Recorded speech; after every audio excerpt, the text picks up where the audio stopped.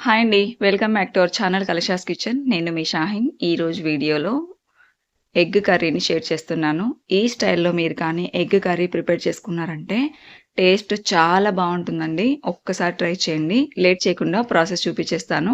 ఈ ఎగ్స్‌ని నేను బాయిల్ చేసుకునే వాటర్‌లో రాళ్ళ ఉప్పుని వేసి ఉడికించుకున్నాననమాట. అందుకే ఎక్కడ కూడా పగులు లేకుండా నీట్‌గా షెల్ అన్నది వచ్చేస్తుందనమాట. ఇప్పుడు ఈ ఎగ్స్‌ని పక్కన పెట్టేసుకొని ఒక బాండీ పెట్టేసుకొని అందులో కర్రీకి సరిపడా ఆయిల్ వేసుకోవాలి.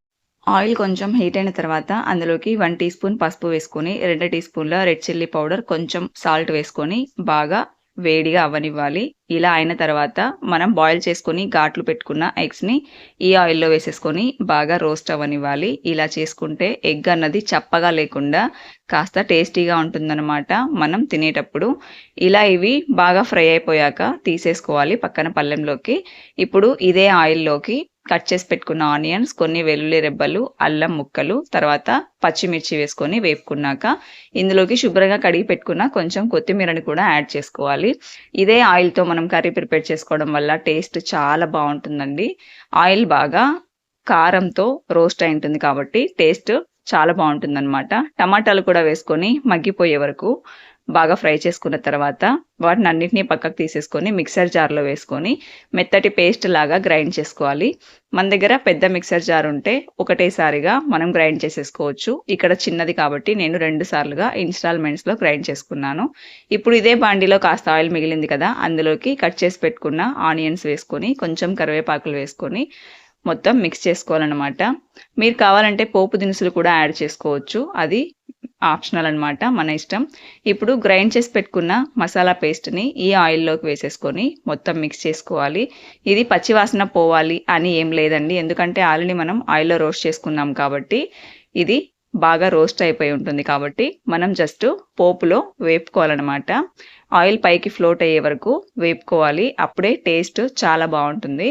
ఇలా మొత్తం మిక్స్ చేసుకున్న తర్వాత మనం రుచికి సరిపడా రాళ్ళ ఉప్పుని యాడ్ చేసుకోవాలి. ఇది లేకపోతే సాల్ట్ అయినా యాడ్ చేసుకోండి. మనం ఎంతవరకు తినగలమో అంత యాడ్ చేసుకోండి.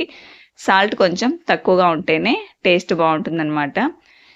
ఇప్పుడు ఈ మసాలా మొత్తం వేగేటప్పుడు మనం ముందుగా రోస్ట్ చేసి పెట్టుకున్న ఎగ్స్‌ని అన్నింటినీ ఇదే మసాలాలో వేసుకొని మసాలా ఎగ్స్‌కి బాగా పట్టే విధంగా మనం మొత్తం మిక్స్ చేసుకోవాలనమాట. ఈ ఎగ్స్ అన్నవి మసాలాలో బాగా కలిసిపోయి మనం ముందుగా యాడ్ చేసుకున్న ఆయిల్ కొద్దిగా పైకి ఫ్లోట్ అయ్యి బబుల్స్ లాగా ఫామ్ అయ్యి ఇలా ఉడికేటప్పుడు మనం ఇందులో ధనియాల పొడి, గరం మసాలా యాడ్ చేసుకోవాలి. మనం ఆల్రెడీ పచ్చిమిర్చి అలానే రెడ్ చిల్లీ పౌడర్ యాడ్ చేసాం కాబట్టి ఎక్కువ స్పైసీనెస్ వద్దు అనుకుంటే రెడ్ చిల్లీ పౌడర్ని ఈ స్టేజ్లో స్కిప్ చేయండి. నేను స్కిప్ చేశాను. ఇలా మొత్తం మిక్స్ చేసేసుకొని మసాలా దగ్గర పడ్డ తర్వాత మనకు గ్రేవీ చిక్కగా కావాలంటే కొంచెం వాటర్ యాడ్ చేసుకోవాలి. లేదు పలుచగా కావాలనుకుంటే 2 గ్లాసులు యాడ్ చేసుకుంటే సరిపోతుంది. నేనిక్కడ 1 గ్లాస్ వాటర్‌ని యాడ్ చేసుకొని ఇలా బాగా ఉడికే వరకు ఉడికించేసుకొని ఎగ్ కర్రీని దింపేసుకున్నాను.